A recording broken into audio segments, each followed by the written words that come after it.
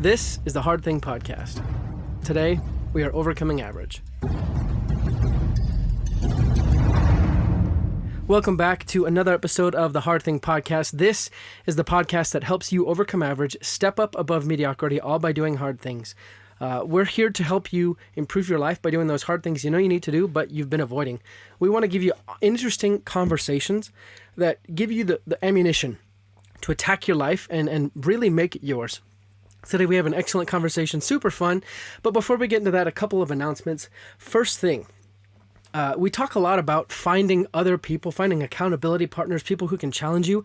What better place to do that than the Facebook group for the Hard Thing Podcast? So go to facebook.com/groups/the Hard Thing Podcast, join the group, find an accountability partner, or just put out your goals there, and we'd be happy to help you overcome average and stay accountable for what you're trying to do. Next thing, subscribe to the podcast. Make sure you never miss an episode. We have episodes Mondays and Thursdays. Honestly, this is a really good podcast. I have excellent guests, and today is a great example of a wonderful guest. And last but not least, help us raise $1,000 for Operation Underground Railroad. Go to gofundme.com/overcoming-average. Operation Underground Railroad is a nonprofit organization that goes undercover to rescue kids from sex trafficking. They're a big organization. They need lots of help, and they want to save some kids, and you and I can help them do that. So help us raise some money today.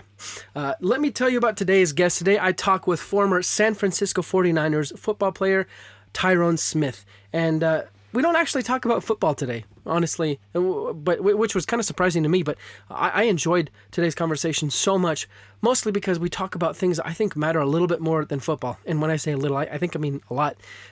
We talk about helping kids as well as helping ourselves really take what's inside of us, what isn't manifested yet, and bring it out into the world.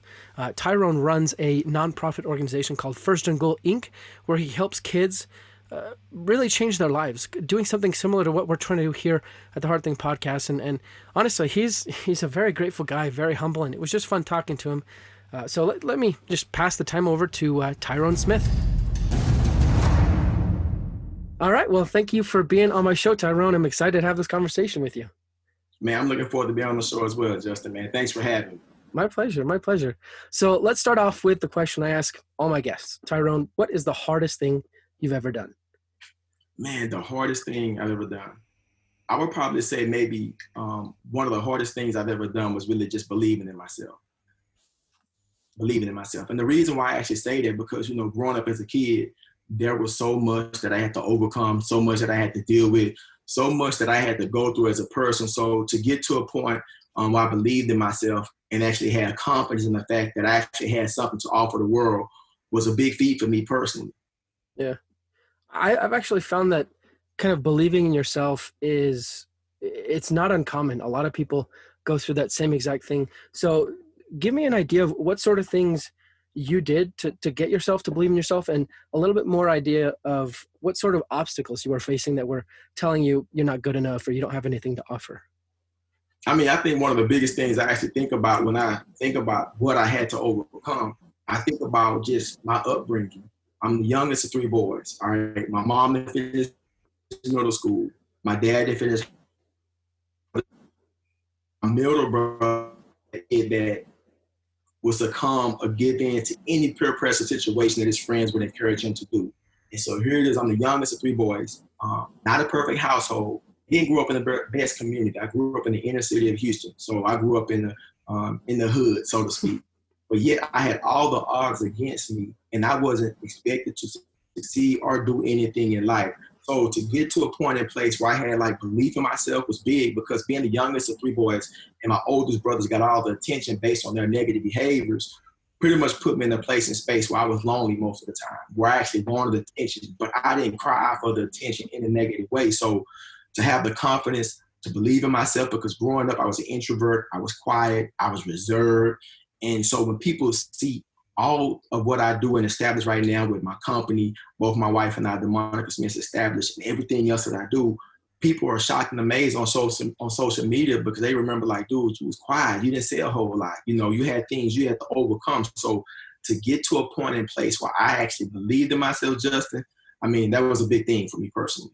Yeah, that's so fascinating. You said that you didn't seek out the attention in a negative way, which I find very fascinating because, I mean, anyone in that situation could have replicated the examples of your older brothers, seeing that they get attention, and you think, okay, well, I'm just going to do what they do. So why do you think, instead of kind of going down their path, why do you think you took a different path? Man, because I believe that there was so much more that I actually wanted in life. And when you think about, life in general, there were things that I wanted. There were goals, there were aspirations, and I just had this desire to actually want more. I mean, to be in a household where here it is, you have my mom didn't finish school. She was a janitor and a maid. And my dad was a truck driver. And as a kid, I mean, I think one of the most powerful things that we have is our imagination. And so I just would imagine myself, being in a better place and space. I just imagine seeing myself succeed. I just imagine seeing myself being in a healthy marriage, a healthy household. I just imagine these things. So I would just like tuck away, man, in my mind and just imagine and think, and to get to a point and place where I realized I can make my dreams become a reality by working hard was the start of something special for me. Wow. So basically, and it's funny you say you imagine, nowadays people have, they pay coaches to help them work through visualizations, basically doing the same thing you were doing as a kid, which, I mean, was it just intuitive, or had you heard anything about, like, you need to imagine what you want and then go after it?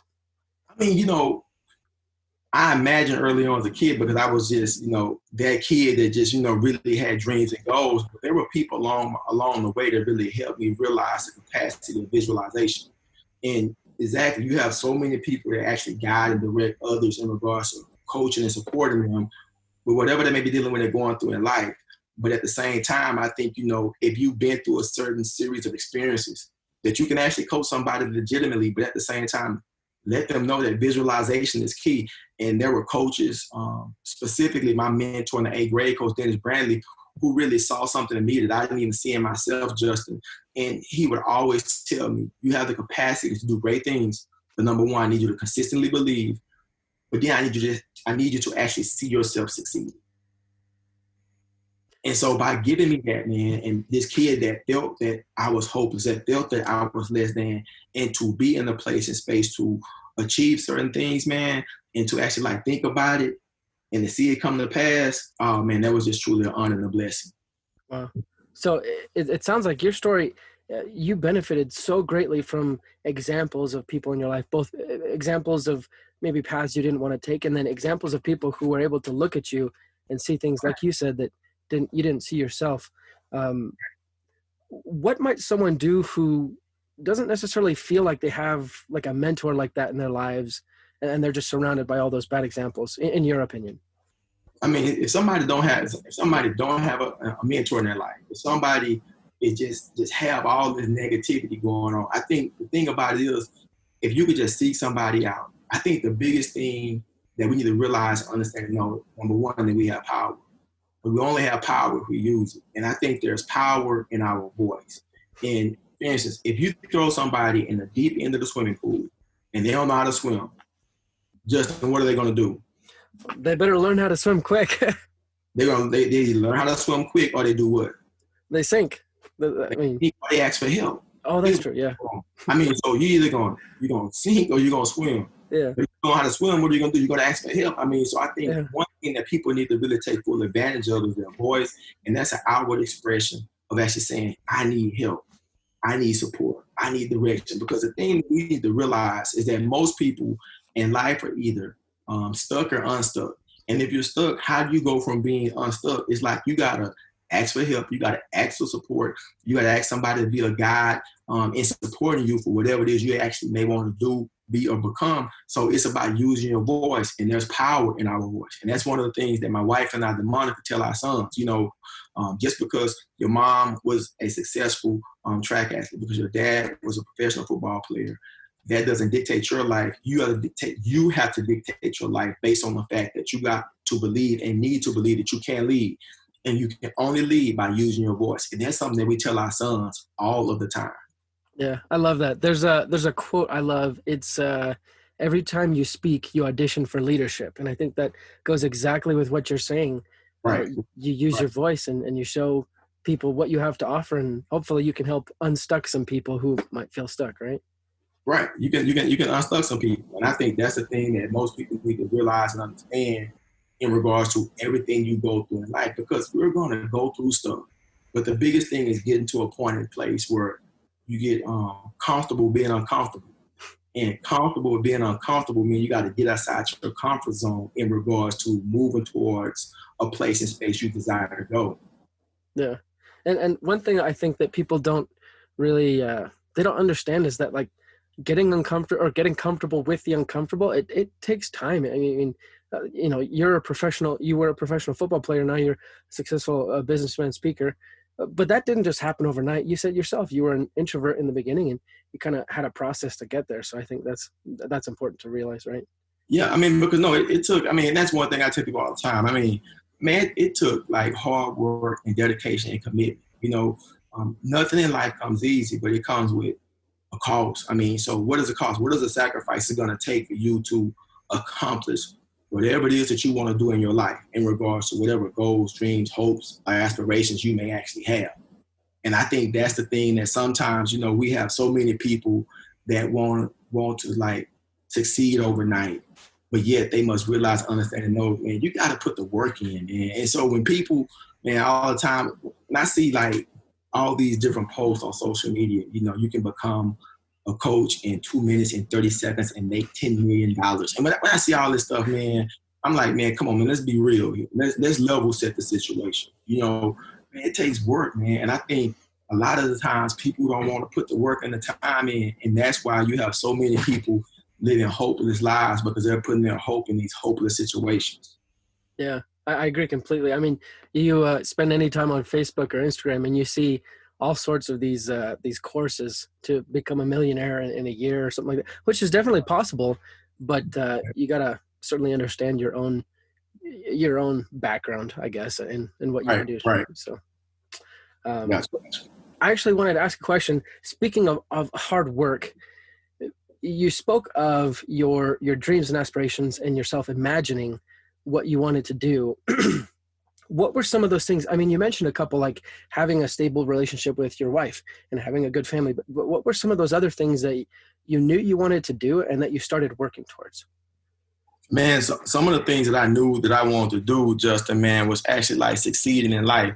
And for me succeeding in life, man, I knew it was gonna take work, right? I knew it was gonna take hard work and dedication, but I knew I had to commit myself to it.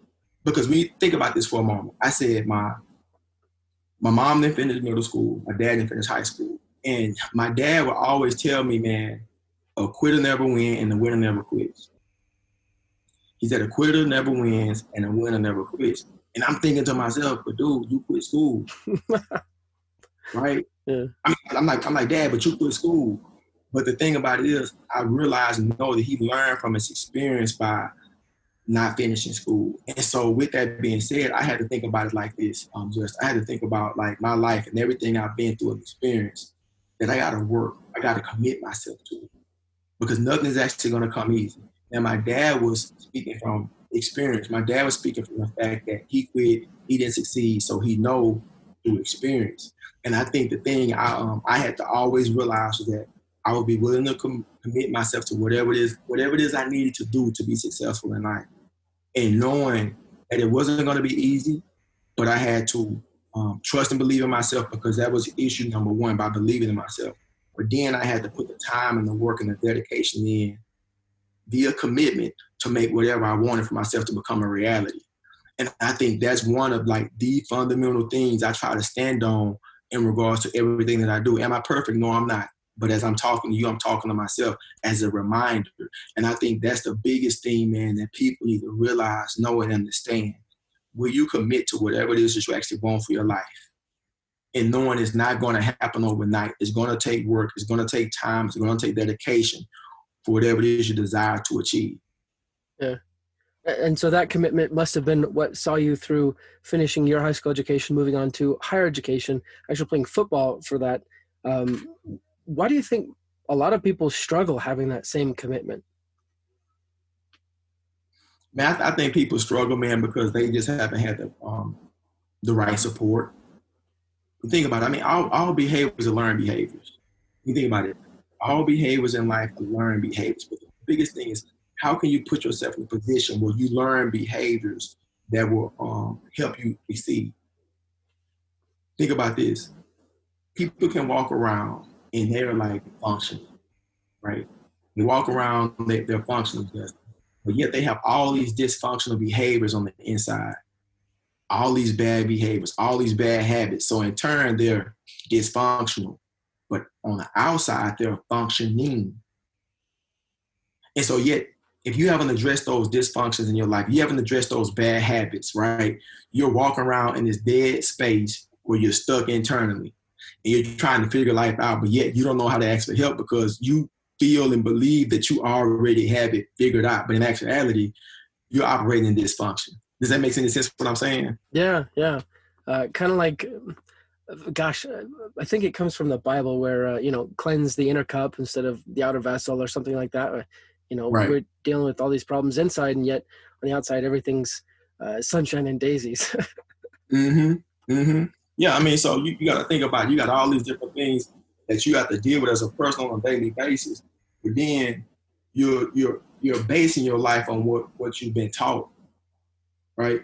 You're basing your life on what you've been taught, right? And that don't necessarily make it right. But what are you going to do to level set yourself in regards to getting outside of that place and that environment that have you where you are? You got to use your voice. You got to use your voice. You got to ask for help. Yeah. And in a funny way, like sometimes asking for help isn't even, I mean, in today's day and age, it kind of couldn't be easier because based on what you were saying just now, it takes a certain humility to recognize that, maybe the programs I'm running on in my mind aren't the best. I need to go search out some more information. Sometimes Right. asking for help just means, looking up some more information on Google or something like that, Right. Looking up some more information on Google, but man, it's one thing to Google, but we have a lot of Google experts too. Yeah. We have a lot of Google experts, man, but not everybody can go to Google. I mean, it's one thing to actually go to Google and like see something that's like life changing. But it's another thing to actually consistently apply it if you haven't really been used to applying a lot in your life Mm-hmm. from an effective standpoint, Mm-hmm. from a functionality standpoint. And so I think the thing about it is if you can kind of connect with somebody that can actually challenge you based on whatever you're dealing with or going through an experience to be a better version of yourself, I mean, I think that really take you to another level. I mean, you're able to level up, right? You're able to level up. And I'm not to say that we shouldn't research. I'm a big proponent of actually researching and finding information. But at the same time, how can we take what we received and read to another level? Yeah. I need somebody to hold me accountable to what it is that I say I want to do and be based on where I am in life. Yeah. Yeah. Like you said, it's one thing to go look up the information. Like I could look up how to, do a specific thing, yet it's a whole nother thing to have a professional coach in that area really critique me and grade me and say, hey, like, how to do it, but you're not doing it right. So there's some sort of, I guess, disconnect between your knowledge and what you're doing, so that makes complete sense. Yeah. I wanted to ask, so kind of switching gears a little bit, your business, First and Goal Incorporated. Its goal, based on what I've read online, is to create leaders. Right. So in your experience, what are the things you do to help build leaders? I mean, the thing that we actually help to do to build leaders through First and Goal Inc. is really help young people actually understand and know this right here, that you have to take a different perspective, right, and outlook on life if you want to move from where you are right now. Almost based on like what I said about being like unstuck, for instance. Yeah. If we have a lot of young people that we're dealing with, right, and they're going through stuff, man, they're experiencing stuff, they're struggling. So how can we help them change their mindset? Number one, we have to build trust. So what we do as an organization, we come in and we establish a relational capacity with the young people that we work with. And establishing like that relational capacity with the young people that we actually work with, then in turn, we're able to have an opportunity to, with the work we do through First and Goal to love on them, to encourage them, to challenge them in regards to what they say they want to do. Think about that for a moment. Now, if we go in with our organization and we're working with young people and they have all these goals and all these dreams, all these hopes and all these aspirations, but yet their life don't align with it, how can they become a reality? So in turn, what we do, telling the young people, based on what you want to do or become, there's nothing wrong with that. But how are you going to make it a reality, right? What are the internal things that will allow you to succeed, to do what you want to do? And they get stuck. They get stuck. Why? Because they've been operating in a sense of dysfunctionality, but yet outwardly they're functioning. But because they have these dysfunctional habits and learned behaviors, they can't go to the next level. And if they don't know how to go to the next level, they remain stuck. And so what we do at First and Go Inc., man, we come in and we help young people and even like adults take a different perspective and mindset and look at their life. And how can we help you become the best version of yourself based on what you say you want to do, be, and become? And that's one of the things, man, that we do as an organization. That's one of the things that I do with the teams and individuals that I work with as well, to help them think outside of their comfort zone. But it's going to be uncomfortable. It's going to be uncomfortable because why? When you think about social media, when you think about society, you get the messages, you got the blast. Hey, you can do this in 5 hours and 20 seconds. I just need you to just come to this class and this workshop. Yeah. Now, no, that's not reality, man. You know what I mean? Mm-hmm. But yeah, you got people that are in so many hopeless situations and they won't hope, man, that they'll go for anything. And, I'm not trying to knock individuals or groups out there, man, that say, you can be an overnight success. I'm not saying that, but, man, that's one in a million, man. You know what I mean? But the reality is, anything that you want in life is going to take work, hard work, dedication, and commitment. That's the thing people need to realize. I know you can buy anything at Walmart. Anything at Walmart, bro. You cannot buy hard work, dedication, drive, commitment, and sacrifice. No, it has to come from within. And if you don't have it within, who can you connect with to help you manifest what you say you want for your life? Yeah, I love that approach so much, especially because I think one of the key things you guys do is you don't go in and teach kids not to dream or not to create these visions for themselves. I think it's very key that you say, yeah, that's awesome, but let's figure out how to make that happen instead of, order it on Amazon, like you're saying. Yeah. I mean, how can we help you develop a plan and show you how to work your plan? Mm-hmm. How can we help you develop a plan and then challenge, encourage, and guide you how to effectively work your plan? And like I said, that's the reality, because there's nothing wrong with dreaming, nothing wrong with believing, because the mind's a powerful, powerful thing. But if it's not organized, if it's not structured in regards to whatever it is that he or she may want to do, I mean, man, you can waste a lot of time. Yeah, for sure.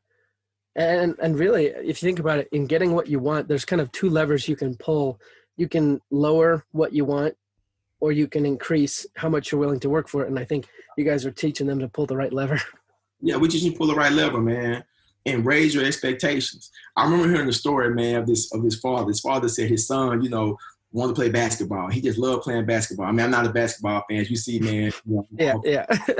I'm football all day. But he said his son was like, he was so enamored with Michael Jordan. He just couldn't wait to just just dunk the ball with his tongue out like Michael Jordan. You know what I mean? He just couldn't wait.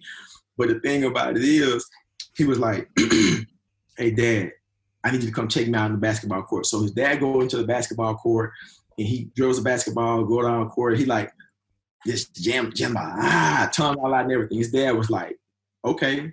He's like, Dad, you're not excited? Dad was like, why should I be excited? Dad, I slammed the basketball. He said, son, you slammed the basketball only because you lowered the basketball goal. You lowered it from 10 feet to 8 feet. So what you did, you lowered your expectations. And you want me to champion that? The reality is sometimes, man, so many people lower their expectations, right? Just to say I did it, but in actuality, man, they didn't do all what they needed to do. So they're settling for less. So, 8 feet to 10 feet, NBA starts back up soon. They play on 10-foot goals or 8-foot goals. Exactly. Yeah. They're not settling. And I think that's what a lot of people do, man, especially right now with everything going on with this pandemic, man.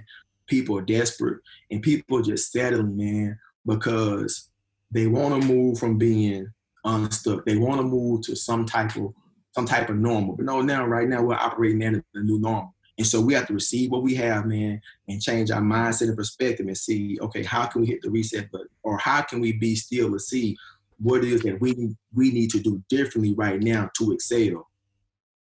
But, Yeah. we started, man. I'm about to start digging, man. No, I love it.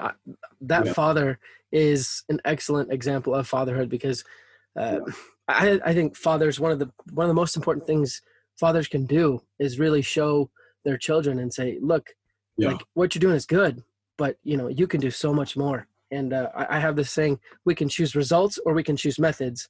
We can't choose both. And when you choose results, the methods come along with it. And I think that's exactly what you guys are teaching.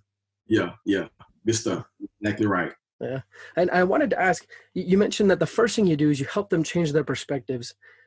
You kind of mentioned one, but what are some examples of mindsets or perspectives that you kind of have to shift away from or shift towards that you see with the kids? I think one of the things, man, one of the strengths of the work that we do with First and Goal, and one of the things that I do as well, is that I always give individuals a piece of me, right? Like when I say give them a piece of me, I go over like my life, my story, my journey, the battles, the struggles, things I had to overcome. Didn't grow up in the perfect household. Didn't grow up and have a perfect family. Didn't grow up in the perfect community. But yet there were things I had to overcome to get to where I actually am today. And so when you give yourself, right, when you give yourself to others and they see that you're a human, you're not some superhuman, you're not this person that's invincible. No, I've had failures, I've had faults, I've had struggles and battles and things that I had to overcome. But yet I had to put work in, yet I had to make sacrifices. And so one of the things that we do is just pretty much is give relevant life examples as a lead-in, because when people know that you're genuine in what you're doing, what you're saying, that you care, then they'll give you some of them so they can move forward to make change. And I think that's one of the things that's critical and key in regards to this work. When you think about empowerment, development, healthy mindset, healthy heart, healthy life, it's about not coming before you as this grandiose guy that played in the NFL. No, I mean, the NFL was a part of what I did, but the NFL is never defined me, because the NFL stands for not for long. Yeah, you're not guaranteed to play for long. Yeah. And so after that, when you're not in the NFL or whatever sports professional career that you were a part of, I mean, what is next for you? And so we try to let young people and individuals know, man, it's all about taking an inward look at yourself and knowing that you have the capacity to add depth to your life, but at the same time, there are necessary changes that you must make. And that's where that plan comes into place. Creating the plan, working your plan. Yeah. Wow. I love that phrase you used, add depth to your life. And I mean, you can tell that the NFL wasn't your whole life. It was a part of your life, but you're so much more than that, which is very impressive, I have to say. Yeah. No, thank you, man. It was just a part, man. It wasn't everything. Yeah. It wasn't everything. Because, I knew when I was younger that I wanted to give back and help others. Because when you think about giving is receiving, turn inside out. When I grew up in the inner city of Houston, it was nothing for me to wake up in the middle of the night and there'll be a homeless person in our kitchen eating food. Yes, my mom and my dad would bring people in off the streets and let them eat. They would feed them, they would clothe them. And so I'm a kid, I'm seeing this, so I'm taking all this in. And so with me doing the work that I do today in regards to youth development, personal development, and different things of that capacity, these are things that I saw growing up that my mom and my dad did. So I'm just basically like manifesting what I saw them do and just taking it to another level. So I thank God for my mom and my dad and the countless sacrifices they made for me and my brothers, as well as others that they brought into our house to stay with us and give them food, give them shelter. And I just always appreciated that in them. Wow. That is, that's just such a striking example of kindness and just caring about people that you just see. I bet they didn't know the homeless people very well. I mean, probably strangers, right? Man, strangers, man. I'm talking about, man, we had this one man stay with us, man. His name was Gene, right? And man, back in the hood, Justin, man, in the hood, you're going to get it. They would give you a nickname, bro. And they would give you a nickname. Like, do you have a nickname? Well, yeah, I mean, it's not super. People in high school, people just call me J. Lou just because Justin Lewis. They kind of stuck. That's a proper J. Lou. Yeah. And so we had this homeless man that stayed with. His name was Gene. But I don't even know what they call him. They call him Gene Gun, the Devil's Son. They call that man Gene Gun, the Devil's Son. And so my mom and dad would go to work and they would leave me with who? Gene Gun, the Devil's Son. This man that stayed with us, man. Man, Gene, man, he took care of me, man. Gene, drank of choice. You know, the hood say drank. You know, he would drink. Yep. Thunderbird. You know, his drink was Thunderbird, man. But here it is. He's keeping me, man. He's making sure I'm on point, man. But this man was home. This man stayed with us, man. James, so my mom took this man in, but he took care of me. He took care of my brothers, man. And so, you know, think about that, man. Mom and dad just giving, man. Just want to be a blessed. Just want to love on people, man. So my mom and dad, man, they were big champions, man, of loving others, man. So I know I get that, man, from them in regards to being a support because they had so much they had to overcome, deal with, go through, and fight. So, I mean, I'm thankful for it, man, truly. Yeah.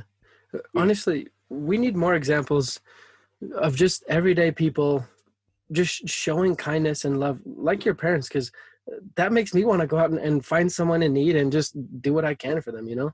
Yeah, I mean, so that's why I'm thankful, man, to the work that we do with First and Goal, because we have a capacity, man, to add depth to the life of all those young people that we work with. And so if it's A-Leaf, Aldi, and Harris County, for it being anywhere here in Houston, we've done programs in California. We just did something in New York virtually not too long ago. So, you know, especially virtually, you have the capacity, man, to extend your arms, you know, beyond your zip code with everything being virtual now. So I thank God, man, for the opportunity to do this work. I know I'm here for a season and a reason. So whatever opportunity just I'm given to do likewise, I'm all in. And so the thing for me is just trying to keep it balanced, you know, because I'm a giver, man. I just want to give. And so I have to like taper that at times, you know, because I mean, I just go. But I have a wife that don't mind reminding me, man. She will remind the brother. You know what I mean? Yeah.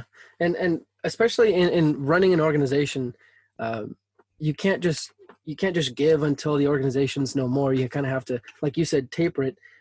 So in growing First and Goal and trying to develop it so it can help more kids, what sort of lessons have you learned for other people who might be interested in creating similar organizations? Man, one thing I would tell people, man, you know, one of the things that, you know, you got to be able to have like a strong team of people around you to do the work, you know, because, yeah, people may see me as the co-founder, but I mean, I'm just one of a team of people, man, that have a genuine support to make a difference in the world that we actually live in.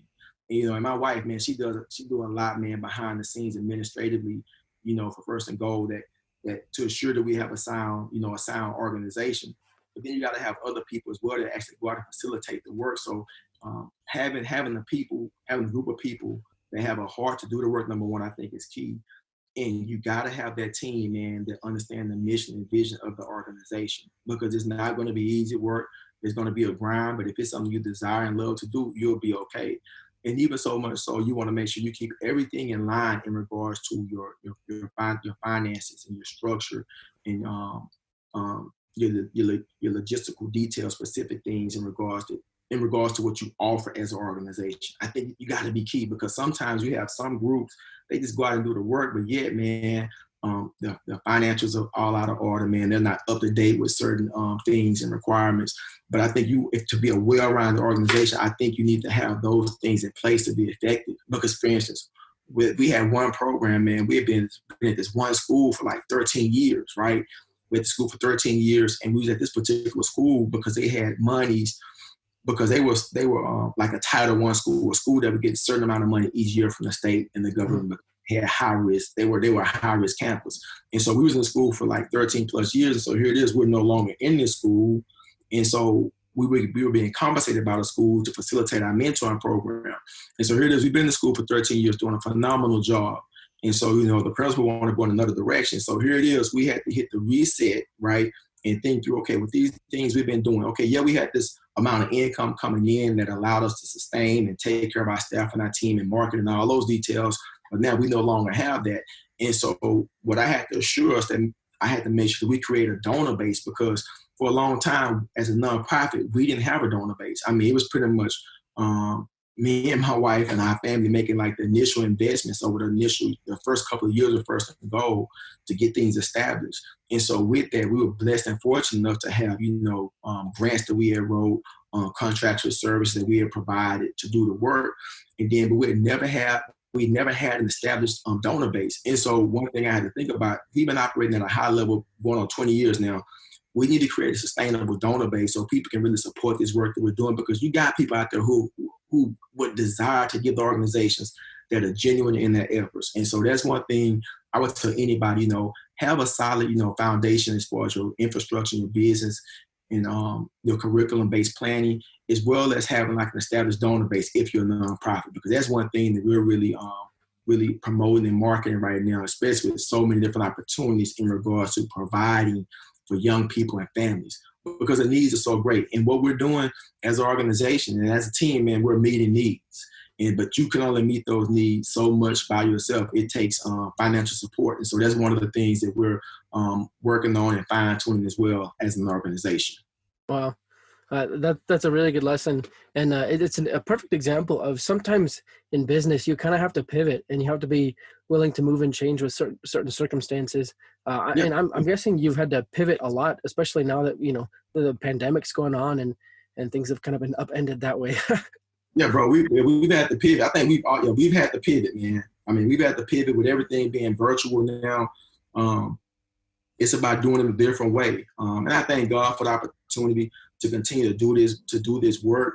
But yeah, with lights, cameras, different software programs to still keep everything going, we've been able to do that. And so even in that, we're still assessing, how we do programs, how we extend to develop what we're doing on a greater capacity to even add more depth, because this is a new normal and what we're doing now isn't going to go away.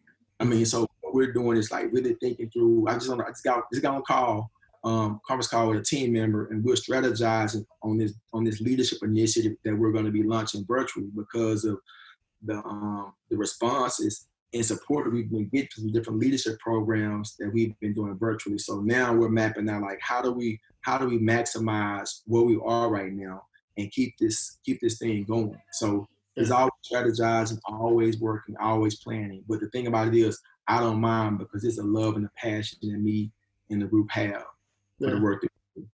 Yeah. I bet when you first started First and Goal, you probably didn't imagine having to tailor your organization around kind of a worldwide pandemic or anything like that, right?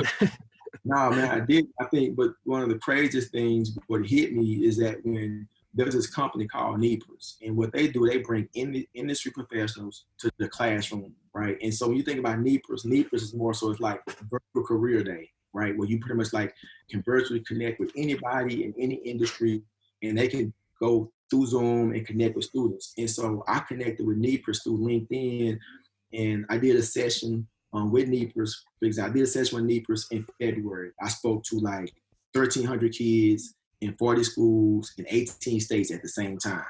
Think about that. 1,300 kids, 40 schools, 13 states or whatever, right? At the same time, like a 40-minute session. It was called like My Life, My Story to the NFL and Beyond. Well, I'm just talking about my life and my story. And so fast forward to March, we had the pandemic. And they was like, Tyrone, your session went so well during the school year. Do you mind doing one and really encouraging these students since they're at home? I'm like, sure. So at home. So I did a session during the pandemic. It was like 900 or some students in 900 households. It was like teachers. It was like 20 parents, like 950 individuals, computer units, right? All virtually. I'm talking about like, so yeah, this is something, man, that's going to be consistent in what we do. So as a team, we're strategizing and really try to maximize what it is we actually have before us right now to continue to keep the narrative and the work going, because it's truly a joy and a love and a mission. Yeah. And I'm so fascinated, especially because I noticed in doing kind of some of my preliminary research, I saw that you actually got a Bachelor of Sociology and Social Work. So you must have had kind of an idea that you wanted to go down this road like far before any of it manifested, right? Yeah, man, I knew when I was, man, I knew, like I said, I knew I wanted to give back. I'm just giving a shout out, man, to everybody. I got you on Instagram, man. I got everybody on Instagram, man. I'm trying to pull up so they can kind of see No, you. you're good. You're good. I got my boy just so y'all can see him a little bit. And so basically, what I did, I mean, I got my bachelor of arts in sociology and social work, Justin. But the thing about it is, I knew that I wanted to work with young people, right? I knew I wanted to work with young people. So the thing about it is, I wanted to work with young people. I knew I wanted to give. So it was just a natural thing for me to learn the science of just society and working with others. So being a sociology and social work major, man, it was right in my wheelhouse. And I'm just like, truly thankful for that opportunity to get a degree, man, from Baylor University. And what was big about it, I was the first person in my family to go to college, not to just go, but to go to and through college, right? And so to get that degree and then to actually be able to utilize that degree today, man, is truly a phenomenal thing that I'm thankful for. And I've been back to Baylor University as a speaker on multiple occasions to share my story about being a first generation graduate and to share my story about how the university helped shape who I am academically in regards to getting my education from there. So yeah, I'm thankful, man, to be aligned with the work that I do with students and young people in the community, at my local church, the Church Without Walls, to be able to really impact the lives of young people about how to live life and how to do it the right way. Well, I have to say, your story sounds like if you can think of time as a long chain, and all of our ancestors as links in those chains, and our descendants as links in those chains, you strike me as someone who is a link in the chain, but you've improved the chain for everyone who comes after you. My father was also the first university graduate in his family, and all of his kids have now gone, and he's changed generations, as I can see that you're doing as well. So it's very impressive. Yeah, no, man, I thank you, man. But even in that, like I told my son, my wife and I, we told our sons yesterday, I mean, it's a lot that we've accomplished as a husband and wife. It's a lot that we've accomplished as a family. But we believe you guys do far greater and better than what we've done. Mm-hmm. We told our sons that just yesterday, my wife and I celebrated 23 years of marriage. And we were sitting down talking. Yeah, appreciate it. It's things that there's a lot that we've done, but even in that, we want to raise you all to do so much more greater than what we've done. So thankful, man. As I say, I thank God, man, every day. Yeah. And I think that that desire that the people who come after you do better and go farther than you do, I think that's the most important desire that we have, because I think that is how it should be. You know what I mean? Yeah. Yeah, but and I think even in that though, I've done nothing by myself to say this. Just, there have been people, man, along the way, man, who've helped me accomplish and do it and be everything that I am. Yeah. I've done nothing by myself. My parents, Harold and Jetty Smith, my fifth grade teacher, Miss Baby Lou Williams, my eighth grade mentor and track coach, football coach, Coach Dennis Brandley, Miss Patricia Landhart, when I was homeless in the 10th grade, she took me in. My mentor in college, Walter Abercrombie, Alan Rice, my pastor, Dr. Ralph Douglas West. I mean, there have been many people, man, who helped me along the way in my journey, man, to be where I am. I've done nothing alone. So there's been power with me being comfortable, being uncomfortable by using my voice. And I think that's the thing I've actually grown to know as an individual. And that's why I'm unashamed to tell a story and I'm unashamed to use my voice. I love it. I love it. Well, Tyrone, we're kind of coming down to the end of time here. So let me ask you the last couple of questions I ask all my guests. All right, let's get Based on our conversation today, what 1 to 3 action items would you give our audience to do today or this week to improve their lives? One of the items. All right. So here it is. Number 1, what I want you to do, whatever it is you need to do in your life, as far as like making the change, I need you to write that change down. Because the thing about it is, man, one thing as individuals, we have to be open, honest, genuine, and real. Right. And for everybody who's listening, if you're open, honest, and genuine and real with yourself, what is that one thing that you need to change in your life? All right. Write that one thing down. All right. Now I want you to write that one thing down, because you're writing down and saying, this is a change that I need to make.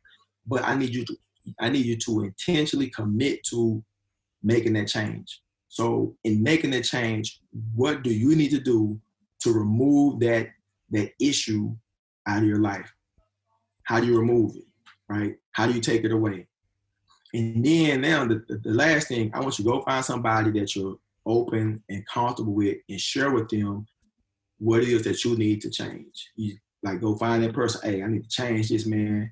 This is holding me back. I want to remove it, but I need you to keep me accountability. Because it's one thing just to say, you know what, man, I need to make this change, man, I need to stop doing this. I'm going to stop doing it. But then you're the only person that knows, right? So if you bring somebody in the picture that you trust and believe that will hold you accountable, y'all can have those check-ins. Hey, man, how you doing? With change that you say you need to make because you know you need to make it to be better, right? And so I think if we be honest with ourselves, think about that change. It could be more than one, right?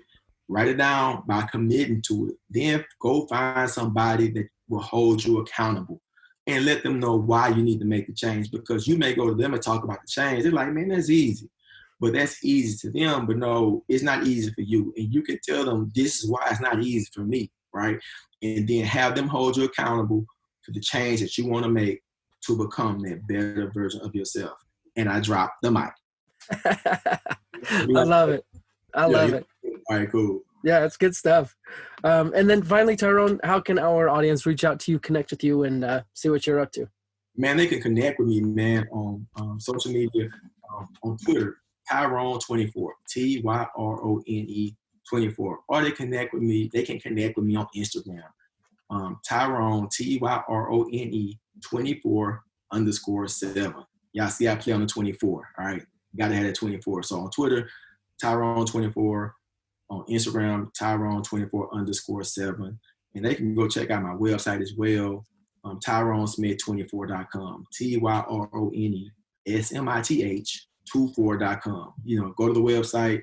They can order their book, man. Phenomenal book, Outside the Huddle, Steps to Developing a Game Plan for Life. I authored 4 years ago. So, yeah, they can go to the website, man, and check everything out that we have going on within the organization. And the nonprofit is teamfirstandgoal.org. So they can go to the nonprofit, donate if they would like, see what we're doing as an organization to impact the community, not just here in Houston, but as well virtually. And so it's teamfirstandgoal.org, TeamFirstandGoal.org. Perfect. I will get all those up in the show notes. Thank you so much for being on the show, Tyrone. I've enjoyed it so much. We went over a lot of stuff that I wasn't really thinking of, but I thought it was awesome. I thought it was a great conversation. So thanks so much. And a genuine conversation, dude. So thanks for having me, man. So there's a lot that we didn't even talk about, man. Yeah. So we have to do it again. For sure. I mean? Yeah, for sure. So thanks so much, Tyrone. Appreciate it. All right, good. Peace and blessings, man. Thank you. You too. What did I tell you guys? What a great episode. What a fun guy. And I highly encourage you, if you feel something resonate with you today, go and donate some money to First and Goal so that way they can continue helping kids. I certainly believe that helping these kids believe in themselves and really make something of their lives and believe that they can is wildly important. So go do that. Also, reach out to us on Facebook and Instagram at The Hard Thing Podcast. See what we got going on there. If you need an accountability partner, reach out to me. I'd be happy to help in some way or another. And check out our Facebook group. Be back here for our Thursday show. Again, we have episodes Mondays and Thursdays. We'll see you on Thursday, guys. This was a great episode. I love this show, and I love doing this. I love having these conversations. So do me a favor, guys. Go out, do some hard things, because you will overcome average.